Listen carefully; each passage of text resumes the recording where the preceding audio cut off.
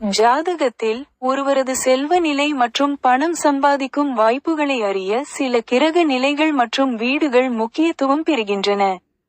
குறிப்பாக 2ஆம் வீடு குடும்ப வருமானம், 5ஆம் வீடு முதலீடு, ஊக வணிகம், 9ஆம் வீடு பாக்கியம், நீண்ட கால வருமானம் மற்றும் 11ஆம் வீடு லாபம், வருமானம் ஆகியவை முக்கியமாக கருதப்படுகின்றன. இந்த வீடுகளின் அதிபதிகள் மற்றும் அவர்கள் இணைந்திருக்கும் கிரகங்கள் ஒருவரின் நிதி நிலையை தீர்மானிக்கின்றன.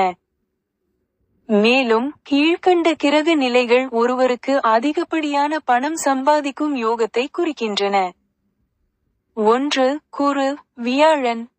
செல்வத்திற்கும் அதிர்ஷ்டத்திற்கும் அதிபதியான குரு ஜாதகத்தில் வலுவாக இருந்தால் எதிர்பாராத பண வரவு, அதிர்ஷ்டம் போன்றவை கிடைக்கும் வாய்ப்புகள் அதிகம். 2. சுக்கிரன், வீனஸ். சுக்கிரன் ஆடம்பர வாழ்க்கை, வசதி வாய்ப்புகளையும் கலை மற்றும் பொழுதுபோக்கு துறைகளில் வருமானத்தையும் குறிக்கிறது. 3. சந்திரன், மூன். சந்திரன் மனநிலை மற்றும் உணர்ச்சிகளை குறிக்கிறது. சந்திரனின் வலுவான நிலை ஒருவரது நிதி முடிவுகளை சிறப்பாக எடுக்க உதவும். மற்றும் 4. புதன், மெர்க்யூரி. புதன் புத்திசாலித்தனம் மற்றும் வணிக திறமையை குறிக்கிறது. புதனின் வலுவான நிலை ஒருவரை சிறந்த வணிகராகவும் நிதி மேலாண்மை செய்பவராகவும் மாற்றும்.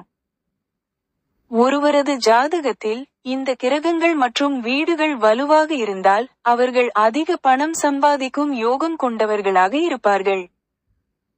எடுத்துக்காட்டாக 2ஆம் வீட்டின் அதிபதி வலுவாக 5ஆம் வீட்டிலோ அல்லது 9ஆம் வீட்டிலோ இருந்தால் அவர்கள் அதிர்ஷ்டத்தினால் திடீர் பணக்காரராகலாம். அதேபோல் 2ஆம் வீட்டின் அதிபதியும் 11ஆம் வீட்டின் அதிபதியும் இணைந்து இருந்தால் அவர்கள் நிலையான வருமானம் பெறுவார்கள்.